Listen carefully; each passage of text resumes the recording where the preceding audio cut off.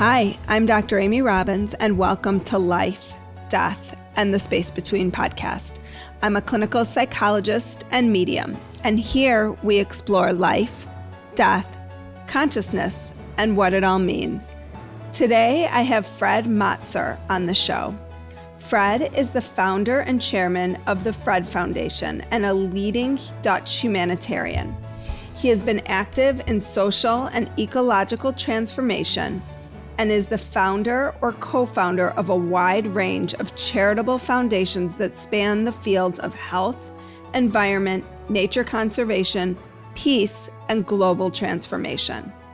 The principles underlying these foundations are based on inspiring co-creativity, self-sufficiency, empowerment, inspiration, and harmony. And he is the author of a new book, Beyond Us. Welcome, Fred. Thank you, dear Amy. Hi, everybody. I just wanted to thank you all for your continuing support of the show and for passing forward my podcast. My podcast has grown only because of my listeners. So I just want to give you a moment to tell you how much I appreciate you and what you have done for me to help me grow. And I'm excited to say that I am now a featured creator on Fireside. Fireside is an app that allows the audience to be part of the process. So I will be hosting shows over on Fireside where you can listen live to the show. You can also ask questions of the guests. If you find me on Instagram at Dr. Amy Robbins, you can link to my Fireside bio there, and you'll be able to download the app through that. Also, if you haven't subscribed to my newsletter yet, please do so at dramyrobbins.com. I'm going to be switching to bi-weekly newsletters, so you won't be getting them weekly anymore, but you will be getting bi-weekly newsletters with my soul wisdom and other fun tidbits that I'm going to bring to you all. So go ahead, follow me on Instagram, find me on Fireside. You will also still be able to hear your podcasts as you are used to listening to them on Apple or Spotify or wherever else you get your podcasts. But Fireside gives you the opportunity to listen live with me. So I would love to have you come join me over there. DM me if you have any questions. And thanks again for your continued support. So today, I always like to read the books and kind of get into the meat of a lot of what you write about. So can you start by telling us how Beyond Us can help people who are struggling right now to make sense of what seems like probably one of the most chaotic times in certainly my lifetime? Can you speak to that for us? I'll try. With Beyond Us, I aim to a little bit challenge the mind and hearts of people that through society, through humanity, we are so often forced in making choices. And if we help to develop or open up our consciousness more and ask ourselves the question, even if a million roads are offered to us to go and walk on, there are still billions of other ways to approach a question or to go through life. One of the things being, for example, is that many people among us think that the mental faculty is equal to consciousness. First of all, I don't see that the brain creates consciousness, but that consciousness doesn't have a spot, doesn't know time, doesn't know space. So humanity, the planet, the universe is an expression of consciousness. We're all trained to use our mind, and we express the mind in words and in numbers, and so we can make comparisons, and share with other people and communicate through words and numbers. But remember, one day we all were babies and we did not have words. We didn't have numbers until by looking at the gestures of the baby and making our own gestures, facial expression, smiles on faces, we can, like dogs, we can communicate beyond words with children. So in our society, more or less, our thinking capacity has hijacked the consciousness. We have learned to trust, I said consciousness, hijacked the mental faculty. And what I'm trying in the book is to open up and help to be aware that we also have our feeling capacity. And through our feeling capacity, we can get in touch with our intuition. And intuition is a direct way to be connected with the unseen. And often it is a wonderful navigator to interact with people and beyond people with the environment and even beyond. Can I stop you for a second and just ask you, because you said something about our collective consciousness or you said something about there being like a connection between sort of the collective and the consciousness that's out there right now.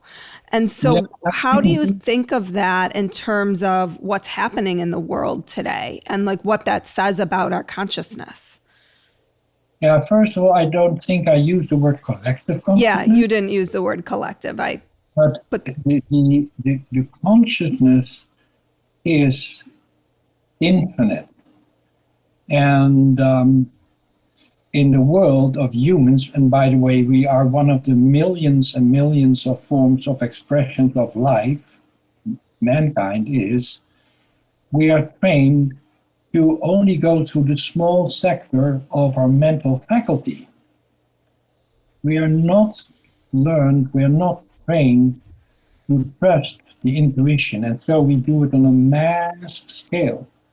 So in a way, we are aborted from our intuition, or we have our intuition, but we often don't dare to act upon our intuition because it is a very private thing. It's an internal navigator that helps us to make choices as well. How do you define intuition, and how do we know when it's intuition? How do we differentiate intuition from thought? Thoughts are always formed after the event. It is before the words. It's first an idea, and then we frame it in words. But there's also something like thoughtlessness, but it's still awareness or consciousness. That's what I would call intuition. And that goes through the vibration of feelings. And the optimum form of the use of feelings is to be able to have no emotions. So when you have no emotions, I often compare that to a cello. You play the cello, and the string has no opinion, no emotion, nor the body of the cello has an opinion and does no emotion. Basically, it's the superb letting go through that what is called matter, this case represented by a string and the body. I'm not saying that an emotion is a bad thing. We all, and I have emotions all the time, but in a way, emotions take us away from the totality of the feeling of the whole that we can be connected with. So if we look at our emotions and we gently bring our attention to the emotions, it melts away and we can come back in our feelings. Emotions for me go parallel with judgments, and feelings go parallel with the power to discern. And the power of discernment I relate to be able to be that free that you can take decisions in the interest of the whole and all.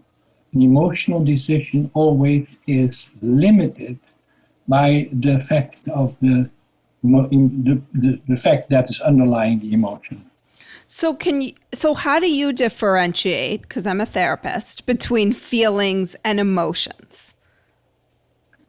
Well, the feeling is in a way the innocent body of the cello or the innocent of the body of myself.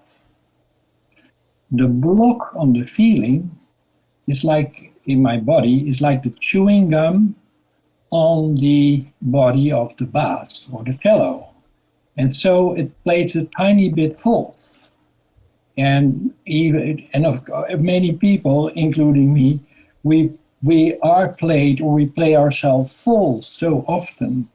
But if we go without a judgment into what hinders us, the chewing gum or the emotion, and we get clarity what is the root of the emotion, it will melt away. Because in principle, attention is love.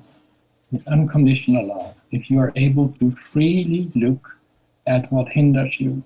But if you're not even aware of that you have a block, you can be addicted to the block and it may feel very good, and you go on and on and on. That's the way addiction starts and is nurtured all the time. So if I'm feeling, let's say, sadness, you're saying let's get to the root of what that sadness is. Yeah. Address the sadness. Go into the bath of sadness if you like it or not. But be there. Go and follow that line into your sadness. Have the courage to continue. And if you don't, it's fine as well. It may need time. It may need many, many years, many weeks, many hours. I don't know. But one day you will come there. And then you have options like, are you willing and able to forgive yourself? Forgiveness is a form of letting go. Remember, the cello didn't have an opinion because it just lets go all the time. If there's no chewing gum, if there's no emotion. Mm-hmm. So in the book, you talk about functional comparison. How can that help us? Because I really liked this thought. Yeah, the whole idea is when you make decisions, you have a tableau of options. And if you tune in yourself to the highest of the available feelings, information will be given to you to make the decision that is the most close to the interest of the whole and all. Thy will be done. I mean, in many, many, many religions, it's encrypted. So it's the notion of like what is sort of so the decisions that you're making when you tap into them are the decisions that are best for the whole. Yeah, when you're tapping into your intuition. Do that. I often look at Mother Teresa or the Dalai Lama. They are pretty close to be in a non-self-serving mode, and so they look like me, are very free to make the right choices.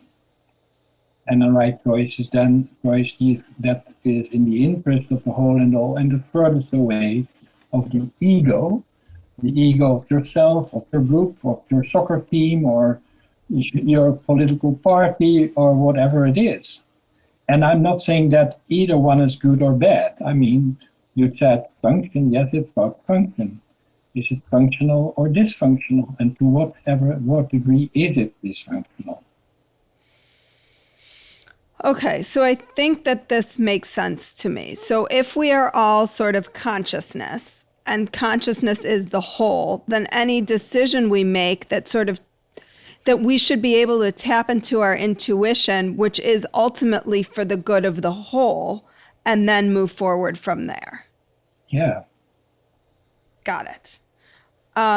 Okay, so when you're talking about, well, let's talk about consciousness for a minute. You say individuality is a hallucination on consciousness.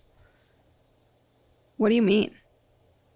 Yeah, if you limit yourself to your own consciousness, then that gives you in choices also the limitations of the individual.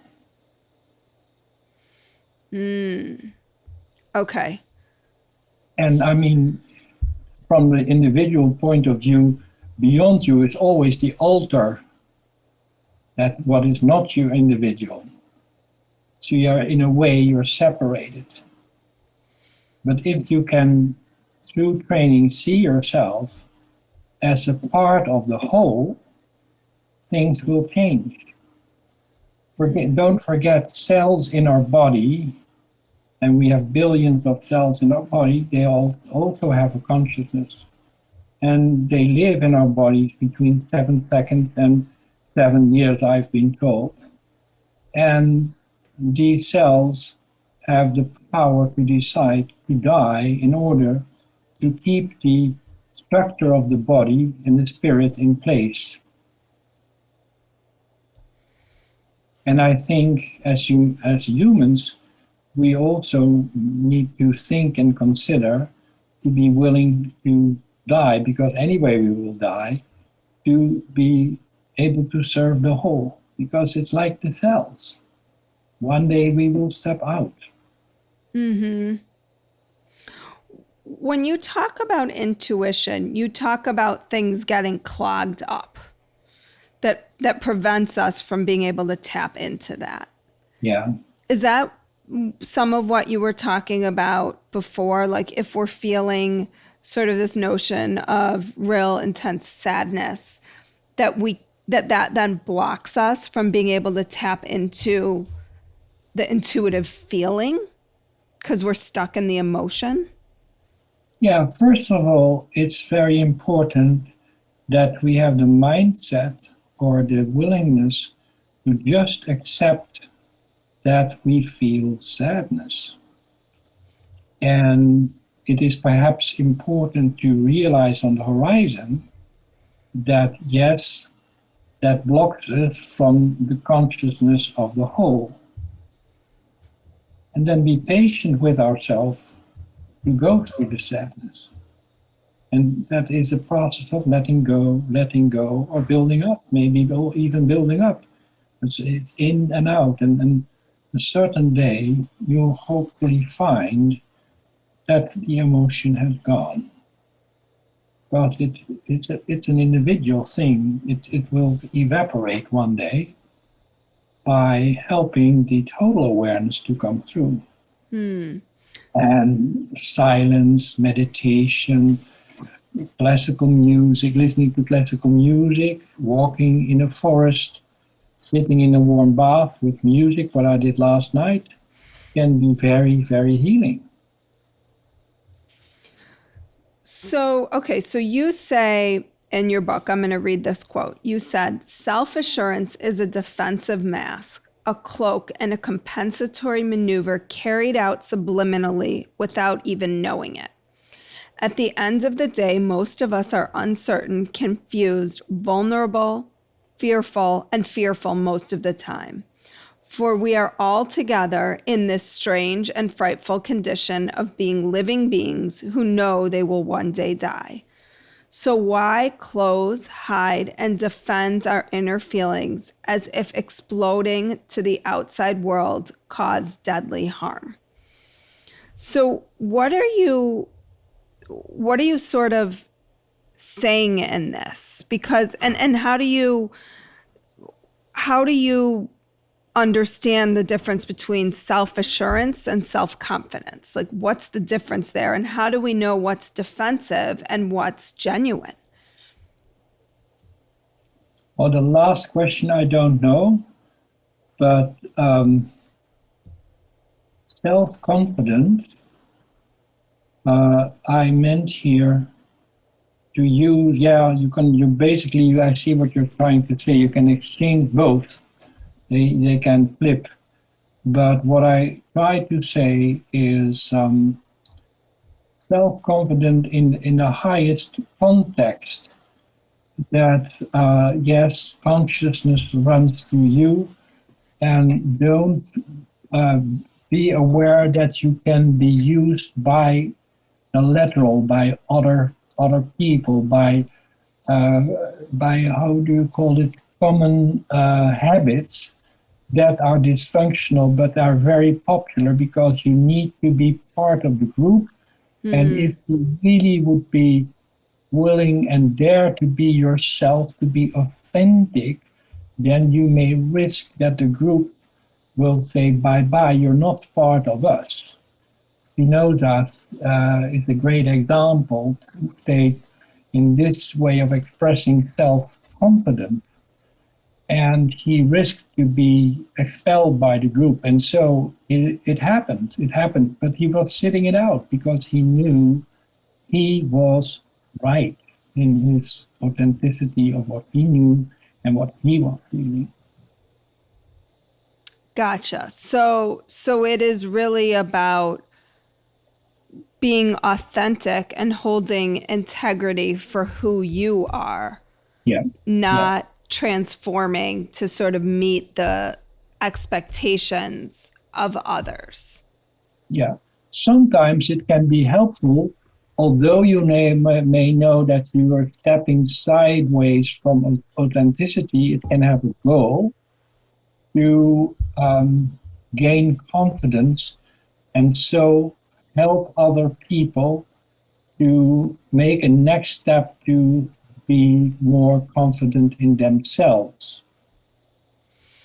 If you start to be too quick sometimes, if that's your goal, and of course you can never enter the consciousness of somebody else, you can never change the behavior of somebody else, but you can vibrate feelings, you can offer information to which the other person may feel to change for the better of that person. Because you're not trying to convince, but the other has the chance in freedom to be convinced. So we can never enter someone else's consciousness, but yet we are all one consciousness. Yeah, we are all within or under the umbrella, including ants, trees, crystals, rock, and planet, of a huge consciousness. But in that consciousness, we each have our own individual consciousness that's connected to the whole. Yeah.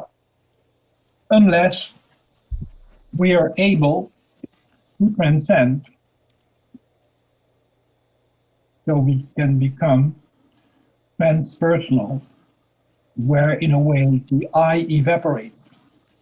And what would that look like?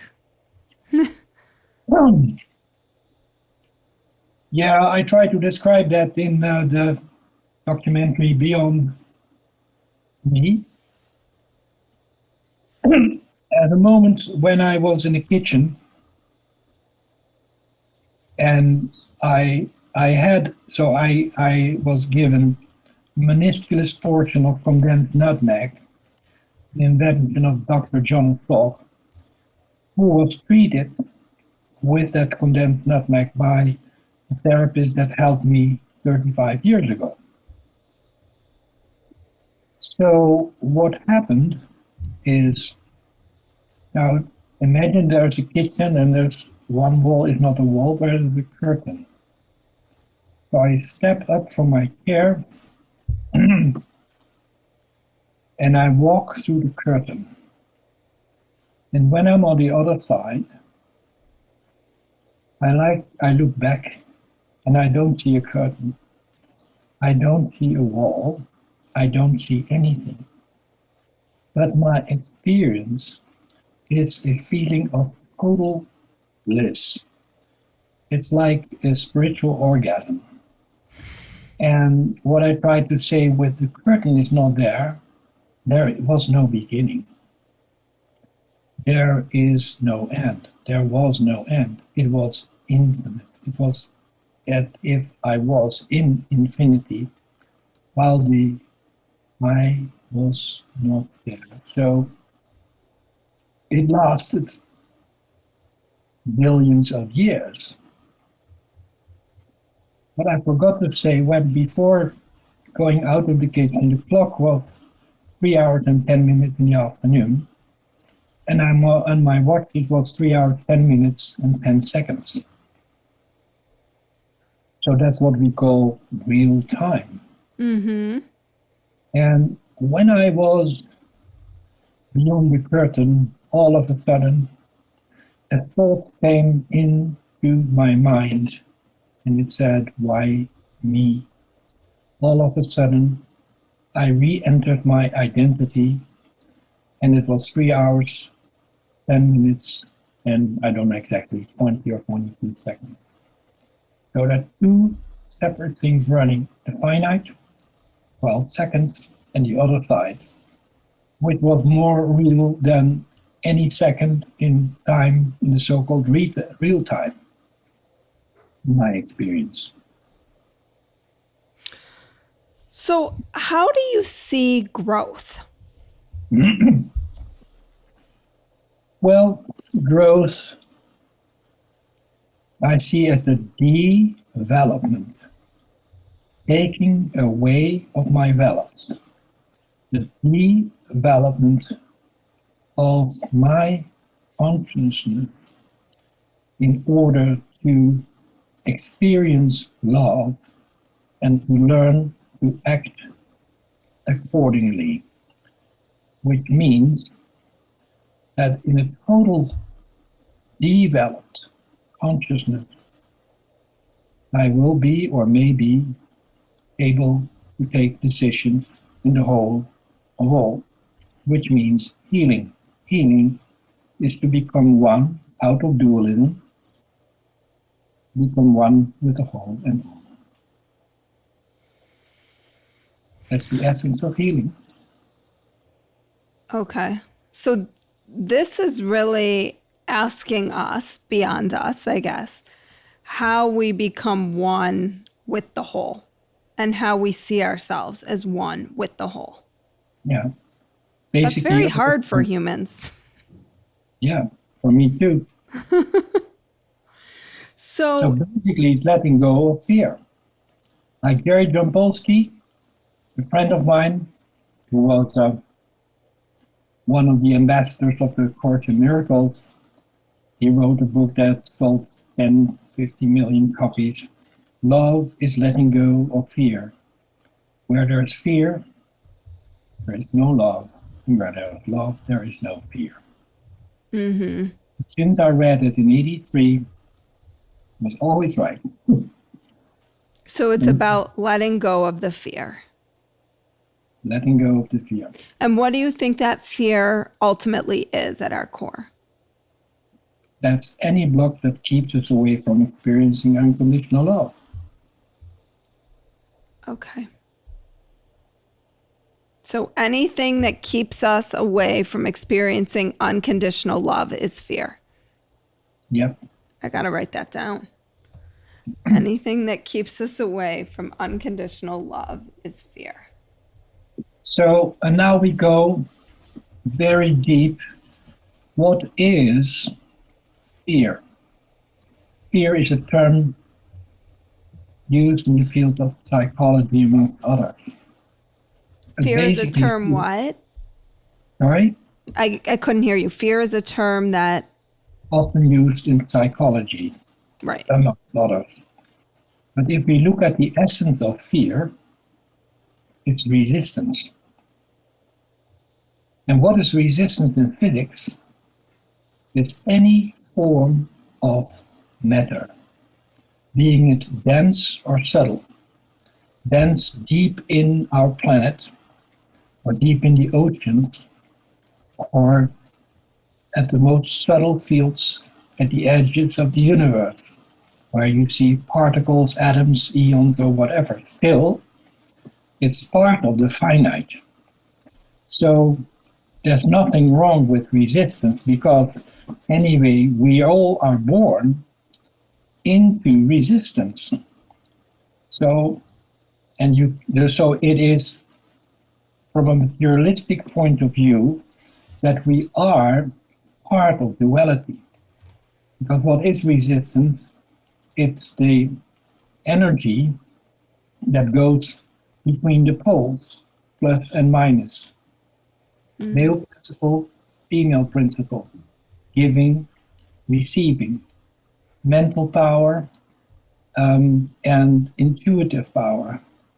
It is the physical power and the power of vulnerability, without which there is no life possible. There's no weakness. Vulnerability is a power. If we develop our consciousness to see and act upon the dynamic balance between those poles, we can re-enter from dualism, materialism, to non-dualism and idealism, to become one with the whole and the whole. So is that, you in your book, you talk about the many problems with society.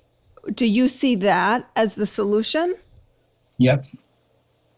We have a foundation, a new foundation called Essentia, which aims to change the dominating worldview. The dominating worldview is a materialistic worldview, and is represented by 99% of the scientists.